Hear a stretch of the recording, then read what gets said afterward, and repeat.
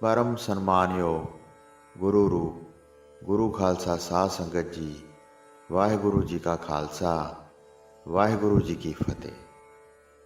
बादशाह बहादुर शाह का डेरा गुरु जी के नेड़े ही सी।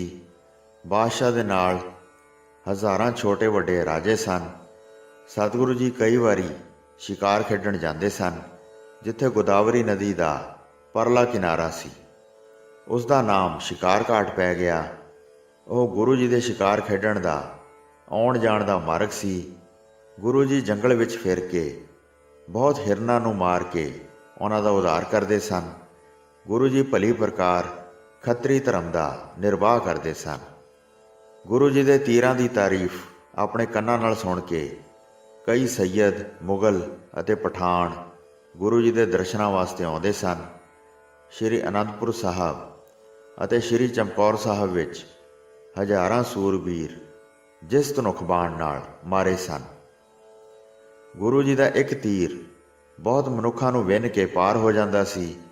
ਉਹ तुरंत मर जाते सन ते पानी भी नहीं सी मंगते। जंग विच बाण लगते सन तां उस समय ਉਹ चलते दिखाई दिंदे सन, पर सतगुरु जी बाण चलाउंदे होए आप दिखाई नहीं सी दिंदे। इस करके सूरबीर आके बेनती करते सन, साडे वेखदिआं हुण चलाओ। उन्हां सूरबीरां दी बेनती अते मर्जी जाण के गुरु जी धनुख बाण नूं खिच के तीर छड्डदे सन। हत्थ विच धनुख दी मुट्ठी फड़नी ते चुटकी नाल 9 टंकां दे धनुख नूं खिचणा, फुरती नाल निशाना तक के तीर नूं छड्डणा ते तीर दा अचुक जाके निशाने उपर वजणा। इस प्रकार भारी धनुख विद्या सारे सूरबीर वेख के रीझ जाते सन तां धन धन कह के बंदना करते सन ते अपने डेरियां विच जाके होरनां नूं सुणाउंदे सन। सब विच गुरु जी की इस प्रकार महिमा फैल गई। बहुत लोग वेखदे सन ते कवि सुन सुन के कवितावां जोड़ते सन। एक दिन सतगुरु जी गोदावरी के किनारे बैठे सन। उस समय उत्थे मनुखा की बहुत भीड़ लगी हुई सी। उस समय एक सिख आया ते उसने एक नगीना भेटा करके वंदना की। गुरु जी ने नगीने नूं अपने हाथ विच लैके वेख्या। फिर सतगुरु जी ने उसनूं गोदावरी नदी विच सुट दिता।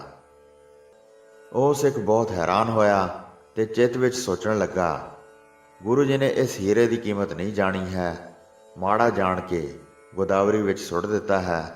हुण मेरा कुछ भी कहना नहीं बनता है। जद सतगुरु जी ने उसनूं चित विच पश्चाताप करता वेख्या तां किरपा निधान सतगुरु जी ने उसनूं कहा, जे तेरा नगीना बहुत कीमती सी तां नेड़े ही वेख के कढ लो। तुहाडा नगीना बहुत उत्तम सी, ये असीं नहीं जाणिया है। तूं इस बारे दस्सिया नहीं कि बहुत कीमती है। यह सुन के सिख ने बड़ी काली की ते कपड़े उतार के गोदावरी नदी दे विच वड़ गया। जल दे अंदर जाके जद उसने दृष्टि ला के वेख्या तां उत्थे बहुत नगीने पए होए वेखे। उत्थे बहुत हीरिਆਂ ਦੇ ढेर लगे हुए सन। सतगुरु जी की माया नूं वेख के ਉਹ बहुत हैरान होया। मैं जिथे कीमती हीरे का घुमंड करदा सी उत्थे सैकड़े हीरे जवाहरात चमक रहे सन। सारे उत्थे ही छड्ड छेती छेती निकल के बाहर आया ते आके सतगुरु जी के चरणों उपर वंदना की। सिख फिर कहन लगा, मैं मूर्ख ने तुहाडी महिमा नहीं जानी है। आप सतगुरु जी तिन्हां लोकां दे मालक हो, मेरी भुल बख्श लो, तुसी बख्शणहार हो। यह सुन के सतगुरु जी ने मुस्कुरा के कहा, निश्चा धार के हर हर दा सिमरन करो। उस समय तो इस घाट का नाम नगीना घाट पै गया है, जिहड़ा कि अजकल श्री हजूर साहब विच सुशोभित है। इस प्रकार सतगुरु जी अनेकों प्रकार के आनंद विलास करते सन। फिर एक दिन गुरु जी दीवान विच बैठे सन। उस समय एक बहुत अमीर पठान आया। वह हाथ जोड़ के वंदना करके बैठ गया। सतगुरु जी की एक खास हथ लिखत उसने कढ़ के गुरु जी के अगे रख दी। वह कहन लगा, 11,000 लिखिया होया जानो, एक घोड़े का मुल पहचानो। आप जी नूं बहुत जंग लड़ने पे हैं। ਇਸ ਕਰਕੇ ਅਸੀਂ ਨਹੀਂ ਆਏ ਹਾਂ ਤੇ ਹੁਣ ਤੱਕ ਧਨ ਨਹੀਂ ਲਿਆ ਹੈ। ਇਸ ਪ੍ਰਕਾਰ ਮਾਲਕ ਬਹੁਤ ਲੰਮਾ ਸਮਾਂ ਬੀਤ ਗਿਆ ਹੈ। ਆਪ ਜੀ ਦੇ ਹੱਥ ਦੀ ਇਹ ਨਿਸ਼ਾਨੀ ਪਈ ਹੈ। ਸ਼੍ਰੀ ਅਨੰਦਪੁਰ ਸਾਹਿਬ ਵਿੱਚ ਆਪ ਜੀ ਨੇ ਘੋੜੇ ਲਏ ਸਨ। ਉਸ ਸਮੇਂ ਤੋਂ ਬਾਅਦ ਮੈਂ ਅੱਜ ਤੁਹਾਨੂੰ ਇਹ ਤੁਹਾਡੀ ਹੱਥ ਲਿਖਤ ਵਿਖਾਈ ਹੈ। ਮੈਂ ਧਨ ਲੈਣ ਦਾ ਉਮੀਦਵਾਰ ਹਾਂ, ਪਹਿਲਾਂ ਮੇਰਾ ਆਉਣਾ ਨਹੀਂ ਹੋਇਆ ਹੈ। ਇਹ ਸੁਣ ਕੇ ਸਤਿਗੁਰੂ ਜੀ ਨੇ ਮੁਖ ਤੋਂ ਉਚਾਰਨ ਕੀਤਾ, ਠੀਕ ਹੀ ਤੂੰ ਇੰਨਾ ਧਨ ਲੈਣਾ ਹੈ। ਸਾਨੂੰ ਘੋੜਿਆਂ ਦਾ ਮੁੱਲ ਯਾਦ ਹੈ, ਫਿਰ ਵੀ ਤੂੰ ਬਹੁਤ ਆਲਸ ਕੀਤਾ ਹੈ। ਧਨ ਲੈਣ ਵਾਸਤੇ ਇੱਧਰ ਨਹੀਂ ਆਇਆ ਹੈ, ਹੋਰ ਕਾਰਜਾਂ ਵਿੱਚ ਭਰਮਿਆ ਰਿਹਾ ਹੈ। ਹੁਣ ਵੀ ਜੇ ਇੱਕ ਥਾਂ 'ਤੇ ਤੈਨੂੰ ਧਨ ਲਿਖ ਦਈਏ ਤਾਂ ਜਿੱਥੇ ਵੀ ਜਾਵਾਂਗੇ ਉੱਥੇ ਹੀ ਤੈਨੂੰ ਧਨ ਪ੍ਰਾਪਤ ਹੋ ਜਾਏਗਾ। ਜੇ ਹਿਰਦੇ ਵਿੱਚ ਭਾਰੀ ਨਿਸ਼ਚਾ ਧਾਰਨ ਕੀਤਾ ਹੈ ਤਾਂ ਸਾਡੇ ਤੋਂ 30 ਸਾਲ ਬਾਅਦ ਫਿਰ ਝੰਡੇ ਅਤੇ ਨਗਾਰੇ ਪ੍ਰਗਟ ਹੋਣਗੇ ਤੇ ਪੰਥ ਖਾਲਸਾ ਭਾਰੀ ਬਲਵਾਨ ਹੋ ਜਾਏਗਾ। ਅਸੀਂ ਯੁੱਧ ਕਰਕੇ ਧਰਤੀ ਦਾ ਰਾਜ ਲਵਾਂਗੇ ਤੇ ਵੈਰੀ ਦੇ ਨਾਲ ਸੰਘਰਸ਼ ਵਿੱਚ ਭੇੜ ਕਰਾਂਗੇ। ਤਦ ਸਿੰਘਾਂ ਵਿੱਚ ਜਿਹੜਾ ਸਰਦਾਰ ਹੋਵੇਗਾ ਉਹ ਦੇਗ ਦਾ ਮਹਾਨ ਧਨੀ ਹੋਵੇਗਾ। ਉਸ ਨੂੰ ਇਹੋ ਲਿਖਤ ਵਿਖਾਓ ਤੇ ਵਿਆਜ ਸਹਿਤ ਧਨ ਪ੍ਰਾਪਤ ਕਰੋ। ਇਹ ਸੁਣ ਕੇ ਪਠਾਨ ਨੇ ਹੱਥ ਜੋੜ ਕੇ ਕਿਹਾ, ਵਿਆਜ ਲੈਣਾ ਸਾਡਾ ਈਮਾਨ ਨਹੀਂ ਹੈ। ਆਪ ਜੀ ਦੀ ਆਗਿਆ ਅਸੀਂ ਮੋੜਦੇ ਨਹੀਂ ਹਾਂ। ਜਿਹੜਾ ਘੋੜਿਆਂ ਦਾ ਮੁੱਲ ਹੈ ਕੇਵਲ ਉਹੀ ਸਾਨੂੰ ਚਾਹੀਦਾ ਹੈ। ਸਤਿਗੁਰੂ ਜੀ ਪ੍ਰਸੰਨ ਹੋ ਗਏ ਤੇ ਫਿਰ ਕਹਿਣ ਲੱਗੇ, ਸ਼ਾਬਾਸ਼ ਸ਼ਾਬਾਸ਼, ਤੇਰਾ ਈਮਾਨ ਮਹਾਨ ਹੈ। ਇਹ ਜਿਹੜਾ ਸਾਡਾ ਲਿਖਿਆ ਹੋਇਆ ਕਾਗਜ਼ ਹੈ ਇਸ ਨੂੰ ਸਭ ਸਿੰਘ ਸਰਦਾਰ ਮੰਨਣਗੇ।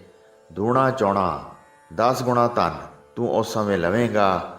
ਆਪਣੇ ਮਨ ਨੂੰ ਸਥਿਰ ਰੱਖ, ਤੇਰੀ ਸੰਤਾਨ ਦਾ ਵੱਡਾ ਗੁਜ਼ਾਰਾ ਚੱਲੇਗਾ ਤੇ ਸੰਸਾ ਰਹਿਤ ਹੋ ਕੇ ਭਾਰੀ ਸੁੱਖ ਪ੍ਰਾਪਤ ਕਰਨਗੇ। ਇਹ ਸੁਣ ਕੇ ਪਠਾਨ ਨੇ ਗੁਰੂ ਜੀ ਦੇ ਚਰਨਾਂ ਉੱਪਰ ਮੱਥਾ ਟੇਕਿਆ ਤੇ ਹੱਥ ਜੋੜ ਕੇ ਰੁਖਸਤ ਹੋ ਗਿਆ। ਜਦ ਭਾਰੀ ਖਾਲਸਾ ਪ੍ਰਗਟ ਹੋਇਆ, ਵੈਰੀ ਨੂੰ ਮਾਰ ਕੇ ਖਾਲਸੇ ਨੇ ਰਾਜ ਲੈ ਲਿਆ। ਤਦ ਉਹ ਪਠਾਨ ਸਰਦਾਰਾਂ ਦੇ ਪਾਸ ਗਿਆ ਤਾਂ ਬਹੁਤ ਧਨ ਸੁੱਖ ਨਾਲ ਹੀ ਪ੍ਰਾਪਤ ਹੋ ਗਿਆ। ਉਸ ਦੀ ਸੰਤਾਨ ਵਿਸ਼ਾਲ ਧਨਵਾਨ ਹੋ ਗਈ। ਸਾਰੇ ਸਿੰਘਾਂ ਨੇ ਉਸ ਨੂੰ ਬਹੁਤ ਆਦਰ ਦਿੱਤਾ। ਇਸ ਪ੍ਰਕਾਰ ਸਤਿਗੁਰੂ ਜੀ ਨੇ ਦਿਨ ਬਤੀਤ ਕੀਤੇ। ਫਿਰ ਸੱਚਖੰਡ ਜਾਣ ਦਾ ਸਮਾਂ ਨੇੜੇ ਆ ਗਿਆ। ਇੱਕ ਉਦਾਸੀ ਸਾਧੂਆਂ ਦੀ ਜਮਾਤ ਆਈ ਸੀ। ਉਹ ਦਰਸ਼ਨ ਕਰਕੇ ਬੰਦਨਾ ਕਰਕੇ ਪਾਸ ਹੀ ਰਹਿੰਦੇ ਸਨ। ਉਹ ਹਮੇਸ਼ਾ ਕੜਾ ਪ੍ਰਸ਼ਾਦ ਦੀ ਰਸਤ ਲੈਂਦੇ ਸਨ ਤੇ ਸਤਿਗੁਰੂ ਜੀ ਦੇ ਉਪਦੇਸ਼ ਨੂੰ ਯਾਦ ਕਰਦੇ ਸਨ। ਲੰਗਰ ਤਿਆਰ ਹੋ ਕੇ ਜਿਸ ਸਮੇਂ ਵਰਤਦਾ ਸੀ ਉਸ ਸਮੇਂ ਬਹੁਤ ਰੌਲਾ ਪੈਂਦਾ ਸੀ। ਇੱਕ ਦਿਨ ਬਹਾਦਰ ਸ਼ਾਹ ਨੇ ਸੁਣਿਆ ਤਾਂ ਆਪਣੇ ਉਮਰਾਵਾਂ ਵਿੱਚ ਕਿਹਾ, ਇਹ ਕੈਸਾ ਬੜਾ ਉੱਚੀ ਰੌਲਾ ਸੁਣਾਈ ਦੇ ਰਿਹਾ ਹੈ। ਲੱਗਦਾ ਹੈ ਇਹ ਗੁਰੂ ਜੀ ਦੇ ਡੇਰੇ ਵਾਲੇ ਪਾਸੇ ਹੈ। ਖਬਰ ਲੈਣ ਵਾਸਤੇ ਉਸਨੇ ਤੁਰੰਤ ਇੱਕ ਮਨੁੱਖ ਨੂੰ ਭੇਜਿਆ। ਉਹ ਰੌਲੇ ਦੇ ਕਾਰਨ ਬਾਰੇ ਸੁਣ ਕੇ ਵਾਪਸ ਆ ਗਿਆ। ਫਿਰ ਉਸਨੇ ਬਹਾਦਰ ਸ਼ਾਹ ਦੇ ਸਾਹਮਣੇ ਜਾ ਕੇ ਹੱਥ ਜੋੜ ਕੇ ਬੇਨਤੀ ਕੀਤੀ, ਗੁਰੂ ਜੀ ਦਾ ਭਾਰੀ ਲੰਗਰ ਵਰਤ ਰਿਹਾ ਹੈ। ਬਹੁਤ ਖਾਲਸਾ ਲੰਗਰ ਲੈ ਦੇ ਰਿਹਾ ਹੈ। ਆਪਸ ਵਿੱਚ ਬਹੁਤ ਉੱਚੀ ਬੋਲਦੇ ਹਨ। ਕੋਈ ਭੋਜਨ ਮੰਗਦਾ ਹੈ, ਕੋਈ ਠਹਿਰਾਉਂਦਾ ਹੈ, ਕੋਈ ਵਰਜਦਾ ਹੈ, ਕੋਈ ਗੁੱਸੇ ਵਿੱਚ ਆ ਜਾਂਦਾ ਹੈ। ਇਹ ਬਿਰਤਾਂਤ ਸੁਣ ਕੇ ਬਾਦਸ਼ਾਹ ਨੇ ਵਿਚਾਰ ਕੀਤੀ, ਇਹ ਸਾਰਾ ਪੰਥ ਵੱਡੀ ਭੁੱਖ ਸਹਿਤ ਰਹਿੰਦਾ ਹੈ। ਇਸ ਦੇਸ਼ ਵਿੱਚ ਬਹੁਤ ਥੋੜ੍ਹੀ ਆਮਦਨ ਹੈ, ਪਰ ਭੋਜਨ ਖਾਣ ਵਾਲੇ ਬਹੁਤ ਮਨੁੱਖ ਇਕੱਠੇ ਹੋਏ ਹਨ। ਬਾਦਸ਼ਾਹ ਨੇ ਰੋਜ਼ ਦੇ ਲੰਗਰ ਵਾਸਤੇ ਕੁਝ ਧਨ ਮੁਕਰਰ ਕਰ ਦਿੱਤਾ। ਇਹ ਵੀ ਸੁਣਾ ਦਿੱਤਾ ਕਿ ਇਹ ਧਨ ਲੰਗਰ ਵਾਸਤੇ ਦਿੱਤਾ ਹੈ। ਸਤਿਗੁਰੂ ਜੀ ਨੇ ਖਰੀਦ ਕੇ ਬਹੁਤ ਰਸਦ ਮੰਗਵਾਈ ਤੇ ਬਹੁਤ ਕੜਾਹ ਪ੍ਰਸ਼ਾਦ ਤਿਆਰ ਹੋਇਆ। ਲੰਗਰ ਵਰਤਾਉਣ ਸਮੇਂ ਫਿਰ ਬਹੁਤ ਰੌਲਾ ਮਚ ਗਿਆ ਤੇ ਉਹ ਰੌਲਾ ਬਹੁਤ ਦੂਰ ਤੱਕ ਸੁਣਾਈ ਦਿੰਦਾ ਸੀ। ਨਿਤਾ ਪ੍ਰਤੀ ਬਹੁਤ ਧਨ ਆਉਂਦਾ ਸੀ ਤੇ ਉਸ ਤੋਂ ਵੀ ਵੱਧ ਉੱਚੀ ਰੌਲਾ ਪੈਂਦਾ ਸੀ।